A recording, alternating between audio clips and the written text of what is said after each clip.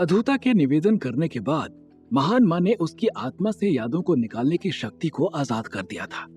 उस शक्ति के आजाद होते ही अधूता ने हरमन की आत्मा को बुला लिया था और फिर उसके दिमाग से उसकी छिपी यादों को निकालना शुरू कर दिया था।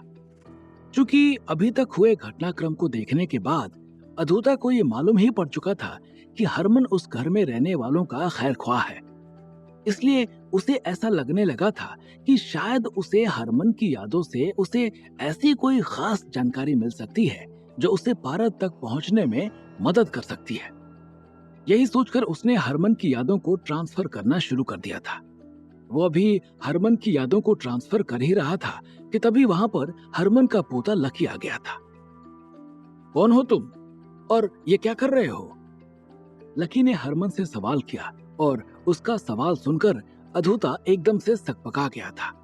उसे सकपकाया देखकर लकी समझ गया था कि उसके सामने खड़ा हुआ आदमी उसके दादाजी नहीं है। उसे पहले ही अपने दादाजी के ऊपर शक हो गया था और इसीलिए उसने अपने दादाजी का पीछा करना शुरू कर दिया था। बेटा लकी, मैं हरमन, तुम्हारा दादा। अ, ऐसा क्यों पूछ रहे हो तुम? अधूता ने लकी की ओर देखते हुए कहा।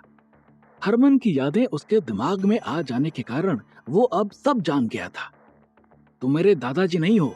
मुझे तुम्हारे ऊपर शक उसी वक्त हो गया था जब तुम सिद्धार्थ के घर में उथल पुथल कर रहे थे।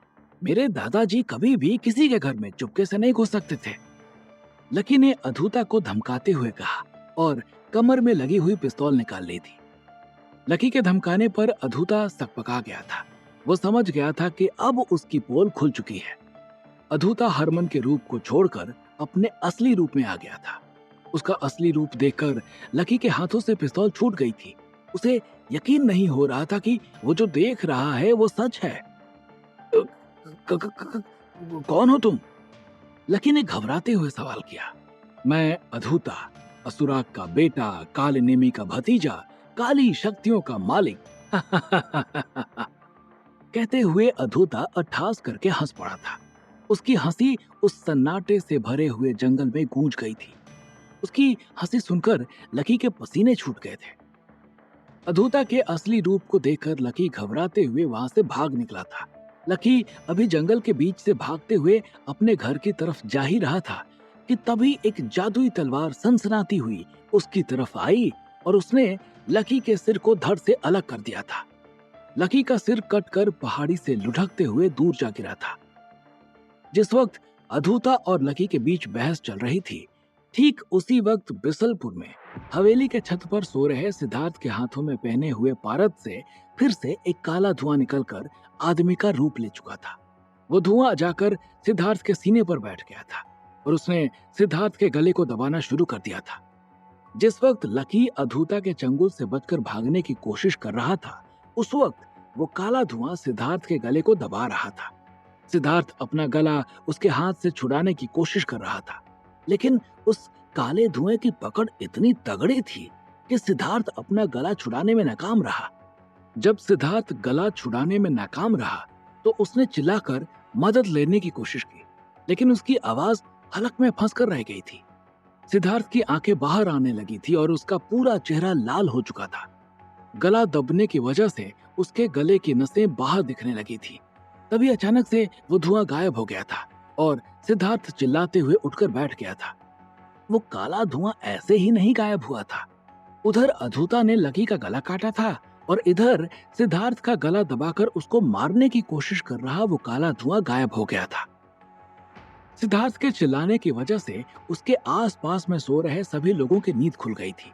वो दौड़कर सिद्धार्थ के पास आ गए थे। अभिमन्यु ने जब सिद्धार्थ के चेहरे पर टॉर्च मारी तो उसके चेहरे का रंग देखकर वो दंग रह गया था। सिद्धार्थ का चेहरा पूरी तरह से लाल हो चुका था और उसके साथ साथ उसका पूरा शरीर पसीने से भीगा हुआ था। क्या हुआ सिद्धार्थ? अभिमन्यु ने सिद्धार्थ की ओर देखते हुए सवाल किया। एक बुरा सपना देखा मैंने, सिद्धार्थ ने जवाब दिया। कुछ देर तक सभी लोग सिद्धार्थ के पास बैठे रहे। उसके बाद सब लोग वापस अपने अपने जगह पर सोने चले गए थे। सुबह के 3 बज चुके थे। सिद्धार्थ को नींद नहीं आ रही थी। वो अपने आप में कुछ अजीब सा महसूस कर रहा था। वो जब से राजस्थान आया था तब से उसके साथ अजीब अजीब घटनाएं होती जा रही थी। सिद्धार्थ को कुछ ठीक नहीं लग रहा था। उसे यह एहसास हो चला था कि उसके ऊपर कोई बहुत बड़ा संकट आने वाला है। उधर सिद्धार्थ अनिद्रा का शिकार होकर करवटें बदल रहा था और इधर अधूता अपने असली रूप में लकी के बिना सिर के धड़ के पास बैठा हुआ था। नाहक में तुम्हें अपनी जान गंवानी पड़ी मेरे बच्चे। ना तू मेरे को रोकने आता, ना मुझे तेरी जान लेनी पड़ती। लेकिन इसमें मेरी कोई गलती नहीं है। तेरी जिंदगी बस इतनी ही बड़ी थी।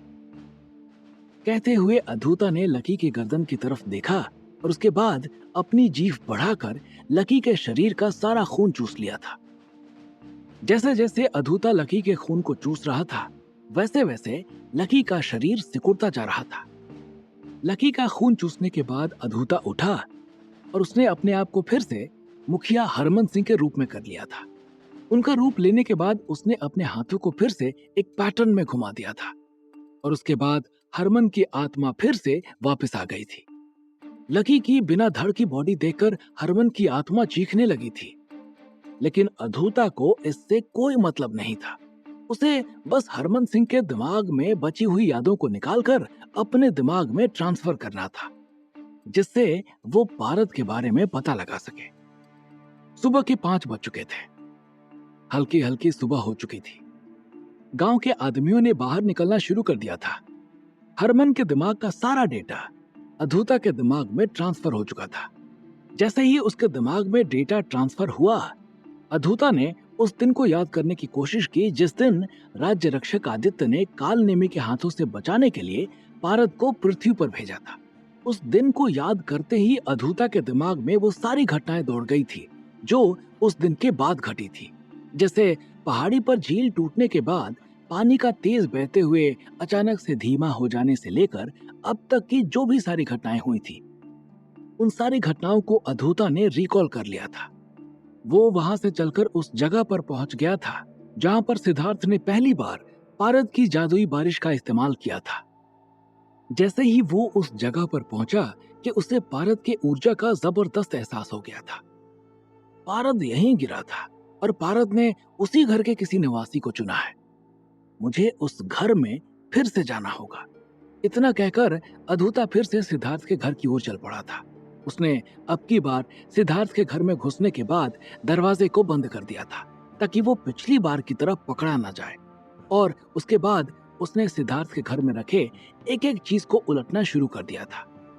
कुछ देर तक तलाशी लेने के बाद अधूता को सिद्धार्थ के घर में रखी हुई कुछ जड़ी बूटियां दिखाई पड़ी जिसमें से उसे पारद की खुशबू आ रही थी।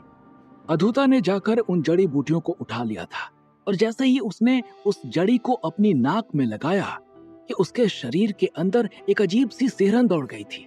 उसका रोम रोम खुल गया था।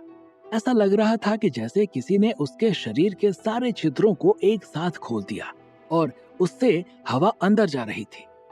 सिद्धार्थ ने उस जड़ी को रखने से पहले अपनी जादुई बारिश से सींच दिया था जिससे किसी इमरजेंसी में वो काम आ सके, लेकिन वो इस बात को बिल्कुल भी नहीं जानता था कि यही जड़ी बूटी आने वाले दिनों में उसके लिए काल बन सकती थी। शायद ऐसा होता भी ना अगर अधूता का विमान प्रीतपुरा के बजाय कहीं और जाकर उतरता। उसका तो पहला टारगेट शक्तिमौली को ढूंढना था। उसके बाद उससे राज्य रक्षक के बारे में पता करना था, लेकिन किस्मत ने उसे सीधे राज्य रक्षक के पास पहुंचा दिया था। सिद्धार्थ ही है इंद्रनगर का असली राज्य रक्षक, अधूता ने बहुत तेज आवाज में चिल्लाते हुए कहा और उसकी आवाज पूरे घर में गूंजती चली गई थी। हुआ ये था कि जब अधूता ने हरमन की यादों को अपने दिमाग में ट्रांसफर किया तो उसके बाद उसे सिद्धार्थ के फसलों और सब्जियों की क्वालिटी बढ़ाने वाली ताकत के बारे में पता चल गया था। साथ ही साथ उसे उस जगह का भी पता मिल गया था जहां पर वो पारद गिरा था, क्योंकि पारद के मिलने के बाद जब सिद्धार्थ पहाड़ी के ऊपर बेहोश हुआ था तब मुखिया भी उस जगह पर गया था। उस पूरे गांव में सिर्फ सिद्धार्थ के घर में पारद की ऊर्जा का मिलना, उसके बाद सिद्धार्थ का ही बेहोश होना, उसकी फसलों का ही सबसे अच्छी क्वालिटी का होना, इन सारे डॉट्स को अधूता ने बहुत आसानी के साथ कनेक्ट कर लिया था। सिद्धार्थ के बारे में पता लगने के बाद अधूता ने श्रीमंत को ये सारी चीजें बताने के लिए उससे संपर्क करने की कोशिश की और इत्तेफाक से पहली ही बार में अधूता का संपर्क श्रीमंत के साथ जुड़ गया था। कोई अच्छी खबर ही सुनाना अधूता। श्रीमंत ने अधूता से संपर्क में आने के बाद कहा, मुझे राज्य रक्षक मिल गया श्रीमंत। उसका नाम सिद्धार्थ है और मैं इस वक्त उसी के घर में खड़ा हूँ। अधूता के इतना कहते ही श्रीमंत के चेहरे पर खुशियों के तारे झिलमिला उठे थे। रुको अधूता, मैं महान माँ को तुम्हारे साथ जोड़ता हूँ। इतना कहकर श्रीमंत ने महान माँ को भी अपने साथ जोड़ लिया था। ये बिल्कुल वैसा ही था जैसे आजकल हम लोग कॉन्फ्रेंस कॉल में करते हैं। राज्य रक्षक मिल गया महान माँ।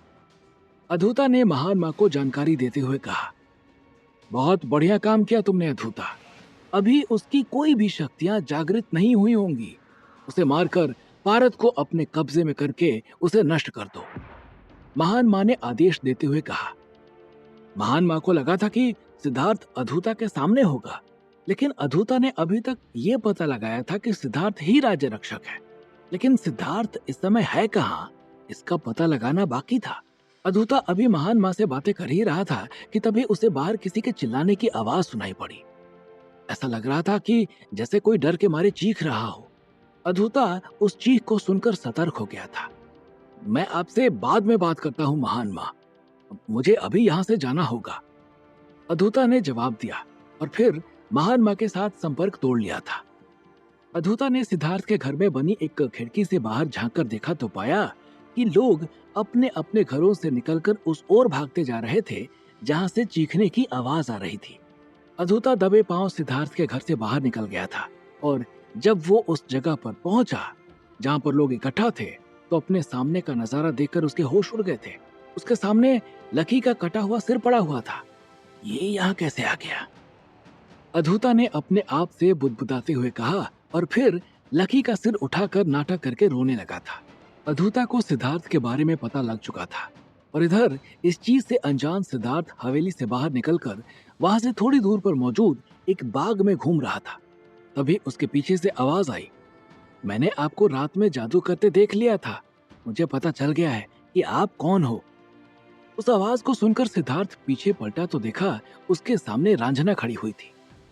रांझना के मुंह से ये बात सुनकर सिद्धार्थ दहल गया था। उसे अब अपनी पोल खुलती नजर आ रही थी। आखिर कैसे पहुंचा था लकी का सिर पहाड़ से नीचे? क्या किसी ने अधूता को देखा है लकी का कत्ल करते हुए? और क्या सिद्धार्थ छुपा पाएगा अपना राज, या फिर अब यहां से शुरू हो जाएगा उसके राज का खुलासा होना? क्या होंगे इन सभी सवालों के जवाब? हमें कमेंट करके जरूर बताएं और आगे की कहानी जानने के लिए सुनते रहिए भूमिपुत्र, सिर्फ पॉकेट एफएम पर।